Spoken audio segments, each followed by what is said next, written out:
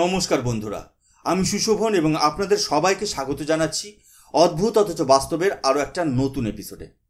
আজ আমরা কোনো ভনিতা করব না, কোনো রকম ভূমিকা ছাড়াই সরাসরি ঢুকে যাব মূল ঘটনায়। কারণ পাকিস্তানের ভেতরের পরিস্থিতি এতটাই ভয়ঙ্কর যে তাকে আর অন্য কোনো শব্দ দিয়ে বর্ণনা করা যাচ্ছে না। সোজা কথায় বললে পাকিস্তানের বুকে গৃহযুদ্ধ বা সিভিল ওয়ারের মতো পরিস্থিতি তৈরি হয়েছে। পাকিস্তানি মিডিয়া সম্পূর্ণ নীরব, যেন দেশে কিছুই হচ্ছে না। তারা এটা মানতেই রাজি নয় যে পাকিস্তানের ভেতরে এত বড় একটা আগুন জ্বলছে। কিন্তু সত্যিটা হলো, পাকিস্তানের একটি বিশাল ধর্মীয় এবং কট্টরপন্থী ইসলামিক দল, যার নাম তেহরিকি লাব্বাইক পাকিস্তান বা টিএলপি, তারা দাবি করেছে যে গত 72 ঘন্টায় তাদের 250 জনেরও বেশি সমর্থককে পাকিস্তানের রাস্তায় গুলি করে হত্যা করা হয়েছে। তারা বলছে, আমরা বদলা নেব। তারা খোলাখুলি চ্যালেঞ্জ জানাচ্ছে পাকিস্তানি ফৌজ বা আর্মিকে। তারা বলছে, আমরা পাকিস্তানি এস্টাবলিশমেন্টকে ছেড়ে দেব না।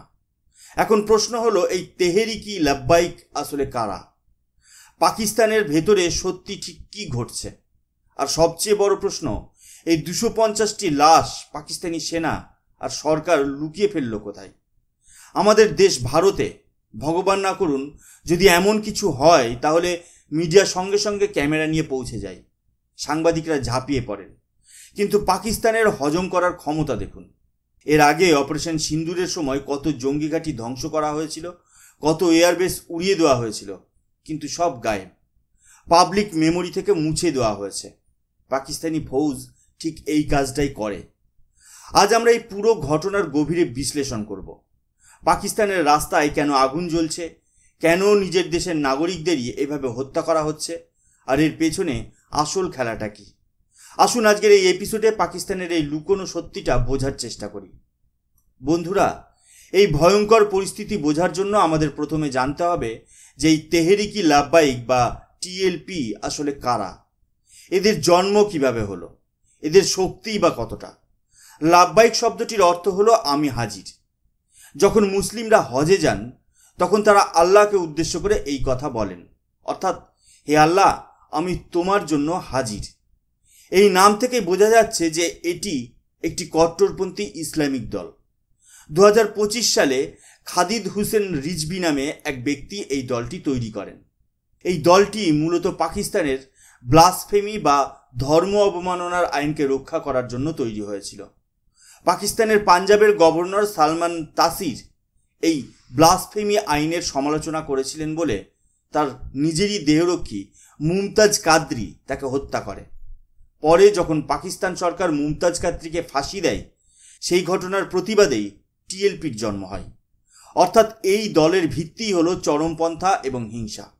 এরা সুন্নি ইসলামের বেরেলভি ধারার অনুসারী। মজার বিষয় হলো, এই বেরেলভি এবং দেওবন্দি এই দুই ধারার উৎসই কিন্তু আমাদের উত্তরপ্রদেশে, বরেলি এবং দেওবন্দ থেকে। এই দুই বিচারধারায় পুরো উপমহাদেশে ইসলামকে প্রভাবিত করে। এখন আপনারা ভাবতে পারেন, তাহলে এই দলের এত শক্তি কোথা থেকে এলো? এখানেই আসল রহস্য। টিএলপিকে তৈরি করার পেছনে সবচেয়ে বড় হাত ছিল খোদ পাকিস্তানি সেনার।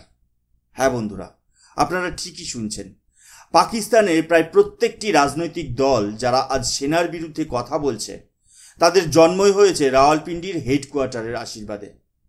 নওয়াজ শরীফ, যাকে আজ গণতন্ত্রের রক্ষাকর্তা হিসেবে দেখানো হয়, তাকেও জেনারেল জিয়াউল হকের হাত ধরেই রাজনীতিতে আনা হয়েছিল। যখনই পাকিস্তানি সেনার মনে হয়েছে যে দেশের নির্বাচিত সরকার তাদের কথা শুনছে না, তখনই তারা টিএলপির মতো দলগুলোকে রাস্তায় নামিয়ে দিয়েছে। এদের কাছে ইলেকটোরাল পাওয়ার বা নির্বাচনে জেতার ক্ষমতা হয়তো খুব বেশি নেই, কিন্তু এদের স্ট্রিট পাওয়ার মারাত্মক। একটা ইশারায় এরা লক্ষ লক্ষ মানুষকে রাস্তায় নামিয়ে দিতে পারে। খালিদ হোসেন রিজভির মৃত্যুর পর এখন তার ছেলে সাদ হোসেন রিজভি এই দলের প্রধান। আর এই সাদ রিজভির নেতৃত্বেই সাম্প্রতিক বিক্ষোভ শুরু হয়েছিল। তাহলে এখন প্রশ্ন হলো, হঠাৎ করে এমন কি হলো যে পাকিস্তানি সেনাকে তাদেরই তৈরি করা দলের ওপর এভাবে ঝাঁপিয়ে পড়তে হলো? কেন 250 জন মানুষকে মেরে ফেলতে হলো? ঘটনার শুরু হয় যখন টিএলপি লাহোর থেকে ইসলামাবাদের দিকে একটি বিশাল মিছিল বা প্রোটেস্ট মার্চ শুরু করে। তাদের কয়েকটি মূল দাবি ছিল। প্রথমত, তারা প্যালেস্তাইনের সমর্থনে বিক্ষোভ দেখাতে চেয়েছিল। দ্বিতীয়ত এবং সবচেয়ে গুরুত্বপূর্ণ, তারা দাবি করছিল যে পাকিস্তান যেন কোনোভাবে ইসরায়েলকে স্বীকৃতি না দেয়। এখন আপনারা বলবেন, এতে সমস্যার কি আছে? পাকিস্তান তো কোনোদিন বলেনি যে তারা ইসরায়েলকে স্বীকৃতি দেবে। পাকিস্তানের কোনো নেতা বা সেনাপ্রধান এই পলিটিক্যাল সুইসাইড করার কথা ভাবতেও পারবে না। পাকিস্তানের পাসপোর্টেও লেখা থাকে যে এই পাসপোর্ট ইসরায়েল ছাড়া সব দেশে ভ্রমণের জন্য বৈধ। তাহলে টিএলপিও যা বলছে আর পাকিস্তান সরকারও যা বলছে, দুটো তো একই কথা।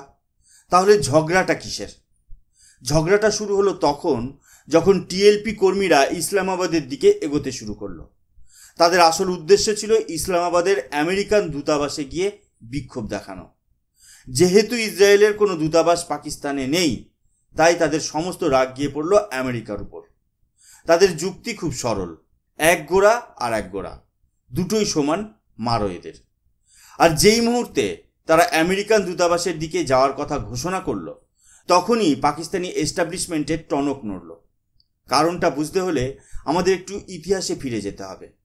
বন্ধুরা, এটা প্রথমবার নয়। জেনারেল জিয়াউল হকের সময়ে একবার গুজব রটেছিল যে ইসরায়েল মক্কা মদিনায় মিসাইল হামলা করেছে।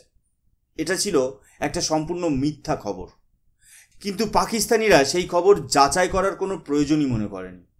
তারা ধর্মের আবেগে সোজা গিয়ে আমেরিকান দূতাবাসে আগুন লাগিয়ে দিয়েছিল। এবারেও যখন এলটিপি লক্ষ লক্ষ সমর্থক নিয়ে আমেরিকান দূতাবাসের দিকে এগোতে শুরু করলো, তখন সেনাপ্রধান আসিফ মুনিরের ভয় হলো। কারণ এখন পরিস্থিতি আলাদা। কিছুদিন আগেই ডোনাল্ড ট্রাম্পের সাথে পাকিস্তানি কর্তাদের ডিনার হয়েছে। আমেরিকার সাথে সম্পর্ক ভালো করার চেষ্টা চলছে। আর এই সম্পর্কের একটা দাম তো দিতে হবে। এই যে 250টা লাশ পড়ল, এটাই হলো ডোনাল্ড ট্রাম্পের সাথে লাঞ্চ করার বিল। এটাই হলো সেই দাম যা পাকিস্তান চুকাচ্ছে। আমি আগেও বলেছিলাম, যখনই পাকিস্তানিরা গোঁড়াদের সাথে হাত মেলায়, তখন তাদের দেশে রক্ত ঝরে। আর আজ সেটাই প্রমাণ হলো। আপনারা ভাবুন, টিএলপি যদি শুধু ইসরায়েলের বিরুদ্ধে স্লোগান দিত, ঘরে বসে গালিগালাজ করত, তাহলে কারো কোনো সমস্যা ছিল না। কিন্তু যেই মুহূর্তে তারা আমেরিকার দিকে পা বাড়ালো, আসিফ মুনির তার আসল রূপ দেখালো। কারণ আমেরিকার স্বার্থ রক্ষা করাটা তার কাছে নিজের দেশের নাগরিকদের জীবনের থেকে অনেক বেশি গুরুত্বপূর্ণ। মাঝখানে মুরিদকে নামক একটি জায়গায়, যেটা লাহোর থেকে মাত্র 30-40 কিলোমিটার দূরে, এই মিছিলের ওপর ভয়ঙ্কর আক্রমণ চালানো হয়। এই মুরিদকেই হলো লস্কর-ই তৈবার হেডকোয়ার্টার। ভাবুন কি সাংঘাতিক হিপোক্রেসি। সবচেয়ে অবাক করার মতো বিষয় হলো, এত বড় একটা ঘটনা ঘটে গেল, কিন্তু পাকিস্তানের কোনো টিভি চ্যানেলে এই খবর দেখানোই হলো না। একটা সম্পূর্ণ মিডিয়া ব্ল্যাকআউট করে দেওয়া হলো। যখন দেশের সাধারণ মানুষ রাস্তায় লাশ তুলছে, তখন পাকিস্তানি সরকার আর মিডিয়া কি করছিল জানেন? তারা ইসরায়েলের সংসদ থেকে ডোনাল্ড ট্রাম্পের লাইভ ভাষণ টেলিকাস্ট করছিল। যে ইসরায়েলকে তারা দিনরাত গালি দেয়, অভিশাপ দেয়, সেই ইসরায়েলের সংসদ থেকে লাইভ দেখানো হচ্ছিল। কারণ তাদের আব্বুজান সেখানে ভাষণ দিচ্ছিলেন। এই খবর যাতে বাইরে না আসতে পারে, তার জন্য পাকিস্তান সরকার একটা অদ্ভুত নাটক করলো। তারা ঘোষণা করলো যে সমুদ্রের নিচে তাদের একটি সাবমেরিন কেবিলের সমস্যা হয়েছে, তাই 18 ঘন্টার জন্য ইন্টারনেট পরিষেবা বন্ধ থাকবে বা স্লো চলবে। আপনারা কি কোনো সভ্য দেশে শুনেছেন যে সাবমেরিন কেবিল সারানোর জন্য 18 ঘন্টার ইন্টারনেট বন্ধ থাকে? এটা ছিল একটা নির্লজ্জ মিথ্যাচার। আসল উদ্দেশ্য ছিল যাতে টিএলপির সমর্থকরা কোনো ভিডিও তুলে সোশ্যাল মিডিয়ায় আপলোড করতে না পারে, যাতে এই গণহত্যার কোনো প্রমাণ না থাকে। মজার ব্যাপার হলো, এক পাকিস্তানি নাগরিক টুইট করে বলেছেন যে ইন্টারনেট ঠিকই চলছিল, শুধু সোশ্যাল মিডিয়া প্ল্যাটফর্মগুলো যেমন ফেসবুক, এক্স, ইনস্টাগ্রাম এগুলো সব বন্ধ করে দেওয়া হয়েছিল। এমনকি ভিপিএন ব্যবহার করলে নাকি সব কিছুই নিখুঁতভাবে কাজ করছিল। তাহলে সাবমেরিন কেবিলের গল্পটা যে একটা মিথ্যা, তা আপনারা বুঝতেই পারছেন। পাকিস্তানের একজন বিখ্যাত সাংবাদিক হামিদ মীর, যিনি নিজেই স্বীকার করেছেন যে পাকিস্তানি টিভি চ্যানেলগুলোকে পরিষ্কার নির্দেশ দেওয়া হয়েছিল যে এই খবর দেখানো যাবে না। তিনি দুঃখ করে বলছেন, এই কারণে পাকিস্তানের মানুষ এখন খবর জানার জন্য ভারতের টিভি চ্যানেল দেখছে, কারণ তাদের নিজেদের মিডিয়া তাদের সত্যিটা দেখাচ্ছে না। এই ঘটনাটা পাকিস্তানের দ্বিচারিতা বা ডবল স্ট্যান্ডার্ডকে আরও একবার সবার সামনে এনে দিল। আমি পাকিস্তানি সেনা এবং সরকারকে প্রশ্ন করতে চাই, আপনারা নিজেদের 250 জন নিরস্ত্র নাগরিককে গুলি করে মারলেন, খুব ভালো কথা, কিন্তু যখন তেহরিকি তালিবান পাকিস্তান আপনাদের উপর হামলা করে তখন আপনারা তাদের 250 জনকে মারতে পারেন না কেন? যখন বালুচিস্তানে বিএলএ আপনাদের সৈন্যদের মারে তখন আপনারা কেন চুপ থাকেন? যখন অপারেশন সিন্দুরের সময় ভারতের বিরুদ্ধে লড়ছিল তখন কেন আপনাদের বীরত্ব দেখা যায়নি? কারণটা খুব সহজ, কারণ তাদের কাছে অস্ত্র আছে। পাকিস্তানি সেনা, পাকিস্তানি রাষ্ট্র, এদের সমস্ত শক্তি শুধু নিরস্ত্র মানুষের উপরই চলে। যাদের কাছে অস্ত্র আছে তাদের সামনে এরা নতজানু হয়ে থাকে। এই যে আসিফ মুনিরের সরকার বলছে টিটিপিকে ভারত সমর্থন করে, এটা একটা সর্বৈব মিথ্যা কথা। পাকিস্তানের প্রেসিডেন্ট আসিফ আলী জারদারি, যাকে পাকিস্তানে মিস্টার 10% বলা হয়, তিনি বলছেন যে ইউএন সিকিউরিটি কাউন্সিলের রিপোর্টে নাকি এর প্রমাণ আছে। আমি 25 কোটি পাকিস্তানিকে চ্যালেঞ্জ করছি, তার সঙ্গে 18 কোটি বাংলাদেশিকেও চ্যালেঞ্জ করছি।